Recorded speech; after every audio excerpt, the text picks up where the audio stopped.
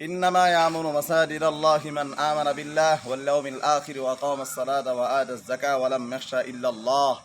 আল্লাহ তাআলার কালামের 10 নম্বর পারার সূরার নাম সূরা তওবা, পৃষ্ঠা নাম্বার হচ্ছে 8, আয়াত নাম্বার হচ্ছে 18। এখানে আল্লাহ তাআলা বলছেন মসজিদ কমিটি কে হবে, মসজিদ কমিটি কি ধরনের হবে, কয়টা গুণ থাকলে সে আল্লাহর ঘরের কমিটি হতে পারবে।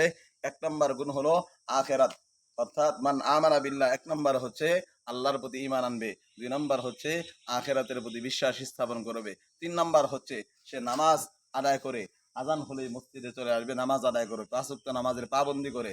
4 নম্বর গুণ হচ্ছে অর্থ সম্পদ যদি থাকে তাহলে সে আল্লাহর রাস্তায় যাকাত প্রদান করবে। আর 5 নম্বর গুণ হচ্ছে ওয়ালাম ইয়াখশা ইল্লাল্লাহ, আল্লাহ পাককে ছাড়া সে পৃথিবীর কাউকে ভয় করবে না। যদি এই 5টা গুণে গুণান্বিত হয় তাহলে সেই ব্যক্তি আল্লাহ তাআলার ঘরের কমিটি হওয়ার যোগ্য। এই গুণগুলো থাকলে কমিটি হতে পারবে।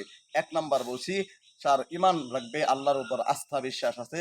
2 নম্বর হলো পরকালের প্রতি তার বিশ্বাস স্থাপন আছে, পরকাল বলতে যেই জিনিস রয়েছে সেটা বিশ্বাস করে। 3 নম্বর হলো নামাজ আদায় করবে। 4 নম্বর হলো যাকাত আদায় করে। 5 নম্বর হলো ওয়ালাম ইয়াখশা ইল্লাল্লাহ, আল্লাহ ছাড়া কাউকে ভয় করে না। যদি এই 5 গুণে গুণান্বিত হয় তাহলে এই আল্লাহ তাআলার ঘরের কমিটি হওয়ার যোগ্য।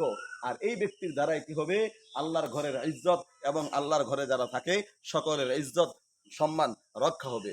যদি তারা এমনটা না যদি এই গুণগুলো তার মধ্যে না থাকে তাহলে এই গুণ না থাকার কারণে ওই ব্যক্তির দ্বারা এইগুলোর আমানতের খেয়ানত হওয়াটাই স্বাভাবিক। আল্লাহ তাআলা এই গুণে গুণান্বিত ব্যক্তিদেরকে আল্লাহর ঘরের কমিটি হওয়ার তৌফিক দান করুন, আমিন।